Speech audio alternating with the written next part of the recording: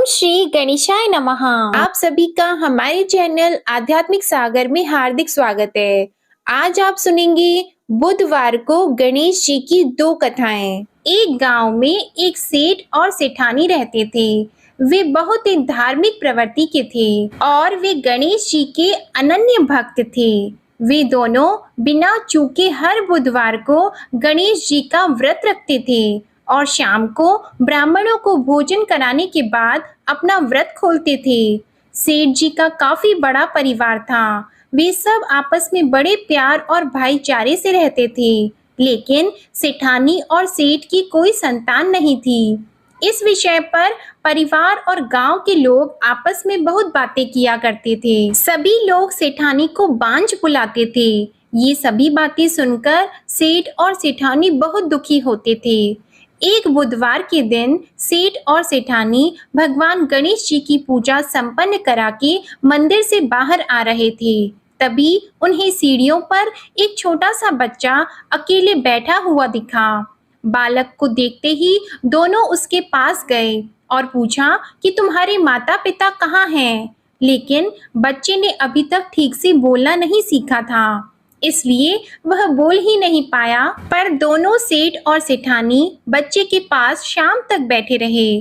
तब तक पंडित जी और सेठ जी और उनके नौकरों ने आसपास जाकर बच्चे के माता पिता को खोजने की कोशिश की, लेकिन उन्हें बच्चे के माता पिता या बच्चे खोने की कोई खबर ही ना मिली।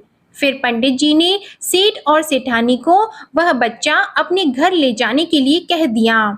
साथ में ये भी कहा कि अगर बच्चे के माता पिता यहाँ पर आते हैं तो मैं स्वयं उन्हें आपके पास ले आऊंगा। तब सेठ और सेठानी की खुशी का ठिकाना नहीं रहा।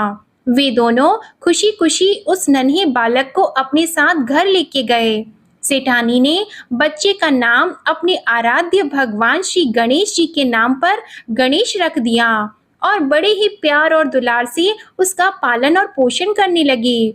कुछ दिनों के बाद उसी गांव में एक ठग पति पत्नी आए। उनका इरादा गांव के सबसे अमीर आदमी को ठगने का था। वे दोनों ठग गणेश मंदिर की सीढ़ियों पर बैठकर सोच विचार कर रहे थे।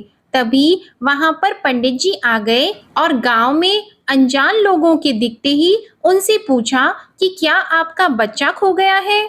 दोनों चोरी चकारी के लिए बहाना ढूंढ रहे थे, इसलिए उन दोनों ने तुरंत ही हाँ कह दिया।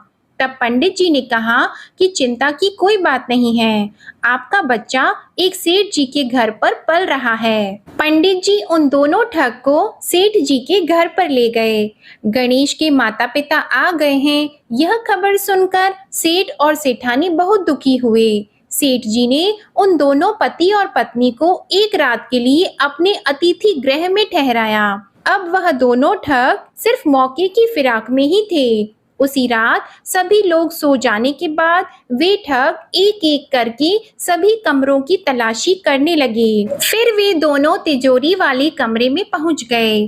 छानबीन के वक्त होने वाली छोटी मोटी आवाजों से सेठ जी का एक नौकर जग गया और आवाज की दिशा में तिजोरी वाले कमरे के नजदीक आ गया। उसने चुपके से अंदर जब झांक कर देखा तो दोनों ही मेहमान कीमती सामान चुरा रहे थे। नौकर ने ये देखते ही धीरे से उस कमरे के बाहर की कुंडी लगा दी और चोर चोर बोलकर पूरे घर में हल्ला मचा दिया। शोरगुल की आवाज सुनते ही घर के सभी लोग इकट्ठा हो गए। तब सेठ जी ने उन दोनों चोर पति पत्नी को कमरे से बाहर निकाला और सुबह ही पंचायत में हाजिर कर दिया। सेठ जी ने सरपंच जी को पूरा मसला बताया और कहा कि ये दोनों तो चोर हैं, अब हम पुत्र गणेश को इन दोनों को नहीं देंगे। लेकिन वे दोनों ठग पति पत्नी अपनी जिद पर ही अड़ गए और बच्चे को ले जाने की जिद करने लगे। सरपंच जी ने इस गंभीर समस्या का एक तोड़ निकाला। उन्होंने सेठानी और दूसरी औरत को गणेश जी के सामने खड़ा कर दिया और कहा, जिसके भी आंचल से दूध की धार गणेश के मुंह में जाएगी, वह बालक गणेश उसके पास ही रहेगा। फिर वे दोनों अपने अपने आंचल मुंह के सामने फैलाकर खड़ी हो गई। सेठानी जी मन ही मन भगवान गणेश के नाम का जप कर रही थी। देखते ही देखते गणेश भगवान की कृपा से सेठानी की आंचल से दूध की एक धार गणेश जी के मुंह में गिरी और इस तरह बालक गणेश सेठ और सेठानी के साथ हमेशा के लिए रहने लगा। बोलिए गणेश जी भगवान की जय। अब आप सुनिए भगवान गणेश की ये दूसरी कथा। बहुत समय पहले की बात है। एक दिन गणेश जी धरती पर सैर कर रहे थे। सैर करते करते वे एक अनाज के खेत में पहुंच गए और भूख लगने के कारण उन्होंने उस खेत में से अनाज के दाने तोड़कर खा लिए। वह खेत सेठ धनीराम जी का था। कुछ समय बाद गणेश जी को अपने किए पर पछतावा होने लगा, क्योंकि उन्होंने सेठ जी को बिना पूछे ही उस खेत से अनाज चुरा लिया था। फिर गणेश जी ने सोचा कि अपने किए बुरे कर्म का प्रायश्चित तो करना ही पड़ेगा, इसलिए उन्होंने सेठ जी के यहाँ 12 साल के लिए नौकरी करने की ठान ली। उसके बाद अगले दिन सुबह विनायक जी एक 13-14 साल के एक लड़के के रूप में नौकरी मांगने के लिए धनीराम सेठ जी के घर पहुंच गए और उन्होंने सेठ जी को अपना नाम गणेश बताया। विनायक भगवान की बुद्धिमानी की परीक्षा लेने के बाद सेठ जी ने खुशी खुशी उसे नौकरी दे दी। अब गणेश भगवान एक सामान्य मानव के रूप में सेठ जी के घर पर ही रहने लगे।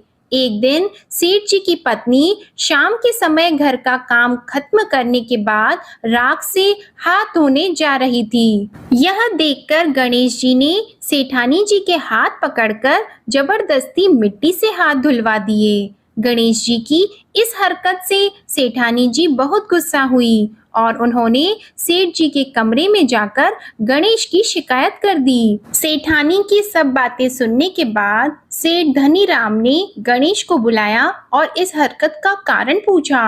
तब गणेश जी बोले कि सेठानी शाम के समय राख से हाथ धो रही थी और ऐसा करने से घर की लक्ष्मी नाराज होती है, इसलिए मैंने उनके हाथ मिट्टी से धुलवा दिए। इससे घर पर माता लक्ष्मी की कृपा बनी रहेगी। यह सब सुनकर सेठ जी ने सोचा कि गणेश जी की सोच तो बहुत अच्छी है। इसके कुछ दिनों के बाद कुंभ मेले का शुभ अवसर आया। तब सेठ जी ने गणेश को बुलाया और कहा कि सेठानी जी को कुंभ मेले में स्नान करा लाओ। तब सेठानी और गणेश स्नान के लिए मेले में पहुंचे। वहां पहुंचने के बाद सेठानी जी नदी के किनारे बैठकर नहाने लगी। उन्हें ऐसा करते देखकर गणेश दौड़कर आए और सेठानी जी के दोनों हाथ पकड़कर उन्हें नदी के अंदर लेकर गए, उनसे पानी में डुबकी लगवाई और फिर किनारे पर ले आए। अब गणेश की इस हरकत से तो सेठानी को बहुत गुस्सा आया। सेठानी जी घर आते आते पूरे रास्ते गणेश को ताने मारने लगी, लेकिन गणेश भगवान सब कुछ शांति से सुन रहे थे। घर आते ही सेठानी ने सेठ जी के पास फिर से खड़े होकर शिकायत की। तब सेठ जी ने फिर से गणेश को बुलाया और पूछा कि तुमने ऐसा क्यों किया। गणेश जी बोले, सेठ जी, सेठानी जी नदी के किनारे बैठकर गंदे पानी से नहा रही थी, तो मैंने उन्हें नदी में ले जाकर साफ पानी में डुबकी लगवाई। ऐसा करने से उन्हें अगले जन्म में बहुत बड़ा राजपाट और वैभव मिलेगा। सेठ जी ने सोचा कि गणेश के विचार तो बहुत अच्छे हैं, मेरे परिवार का भला सोचता है। कुछ दिनों के बाद सेठ जी के घर पर पूजा थी। पंडित जी आने के बाद में सेठ जी ने गणेश से कहा, जाओ और सेठानी को बुलाकर लाओ। सेठ जी के आज्ञा के अनुसार गणेश जी सेठानी को बुलाने गए। उस वक्त सेठानी काली चुन्नी ओढ़कर कमरे से बाहर आ रही थी। वह देखते ही गणेश जी वह काली चुन्नी उतारकर फाड़ दिए और कहा कि पूजा के लिए लाल रंग की चुन्नी ओढ़कर आओ। अब सेठानी जी गणेश जी पर बहुत नाराज हुई और उन पर चिल्लाने लगी। इस आवाज को सुनकर सेठ जी वहां पर भागते हुए आए और पूछा कि क्या हुआ। तब सेठानी ने बोला कि गणेश ने मेरी चुन्नी फाड़ दी। फिर सेठ जी ने भी गणेश को बहुत डांटा। जवाब में गणेश जी ने कहा कि सेठ जी पूजा में कभी भी काला वस्त्र नहीं पहनते, इससे शुभ काम सफल नहीं होते, इसलिए मैंने ऐसा किया। सेठ जी ने सोचा कि गणेश तो बहुत समझदार है। इसी तरह लीला रचाते हुए उसी घर में गणेश जी के 12 साल बीत गए। फिर एक दिन सेठ जी ने नया कारोबार शुरू करने से पहले घर में पूजा रखी थी। पूजा करते करते सेठ जी को याद आया कि पूजा की सामग्री में गणेश भगवान की मूर्ति तो है ही नहीं। तब उन्होंने अपने नौकर गणेश को पूजा घर से भगवान विनायक जी की मूर्ति लाने के लिए कहा। तब गणेश बोला कि मुझे ही मूर्ति समझकर आप पूजा में विराजमान कीजिए, आपके सारे शुभ काम सफल हो जाएंगे। इस बात को सुनकर सेठ जी को गुस्सा आया और वे बोले, गणेश, तुम अब तक सेठानी से मजाक करते थे, अब मुझसे भी करने लगे हो। तब उत्तर में गणेश जी ने मुस्कुराते हुए सेठ जी से कहा कि मैं मजाक नहीं कर रहा, मैं सत्य कह रहा हूँ। इतना कहने के बाद नौकर गणेश ने अपना असली भगवान स्वरूप धारण कर लिया। साक्षात भगवान श्री गणेश को सामने देखते ही सेठ और सेठानी उनके चरणों में लीन हो गए और उन्होंने अपनी पूजा संपन्न की। इसके बाद गणेश जी देखते ही देखते अंतर ध्यान हो गए। बाद में सेठ और सेठानी को बहुत पछतावा होने लगा कि स्वयं भगवान हमारे घर नौकरी कर रहे थे और हमने उनके साथ कितना बुरा व्यवहार किया, उनसे बहुत सारा काम कराया। ये सोच सोचकर दोनों दुखी रहने लगे।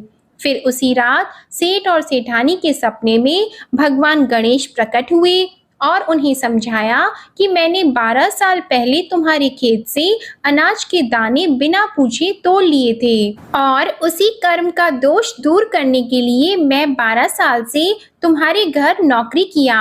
धनीराम सेठ जी के जीवन की काया पलट हो गई। गणेश जी जैसी माया आपने धनीराम सेठ जी पर की, वैसी ही माया इस कहानी को पढ़ने वाले, सुनने वाले और हर एक व्यक्ति पर करना। कथा अधूरी हो तो इसे पूरी करना और हमसे कोई गलती हुई हो तो उसे क्षमा करना। प्रेम से बोलिए भगवान गणपति जी की जय। अब आप सुनिए श्री गणेश चालीसा का पाठ। जय गणपति सद्गुण सदन, कविवर बदन कृपाल, विघ्न हरण मंगल करण, जय जय जय गिरिजालाल।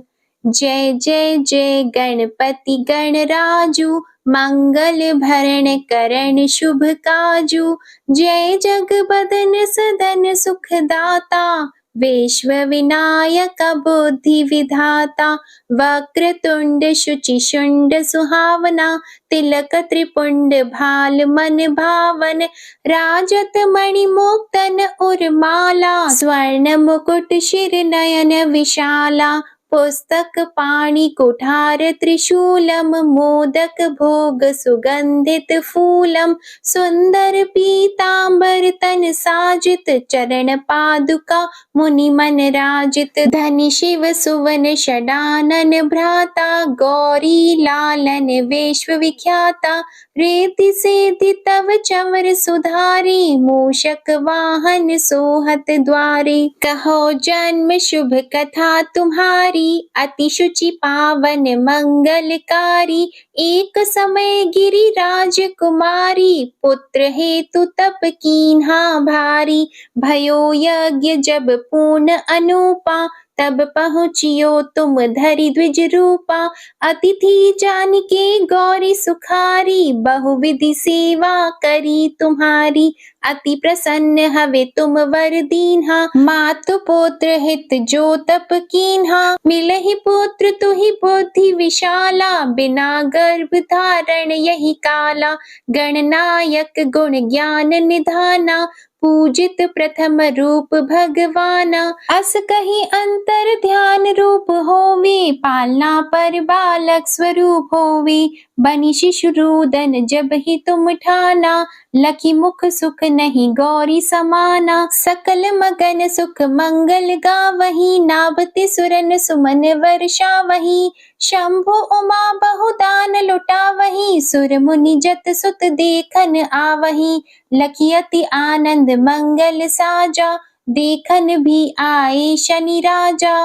निज अवगुण गुण शनि मन माही, बालक देखन चाहत नाही। गिरिजा कछु मन भेद बढ़ायो, उत्सव मोर न शनि तुहि भायो। कहत लगे शनि मन सकुचाई, का करि हो शिशु मोहि दिखाई। नहीं विश्वास उमा उर भयहु, शनि सो बालक देखन कहयौ। पद तहि शनि दृग कोण प्रकाशा, बालक सिर उड़ गयो आकाशा, गिरिजा गिरि विकल हवि धरणी, सो दुख दशा गयो नहीं वरणी। हाहाकार मच्यो कैलाशा, शन कीन हो लखी सुत को नाशा।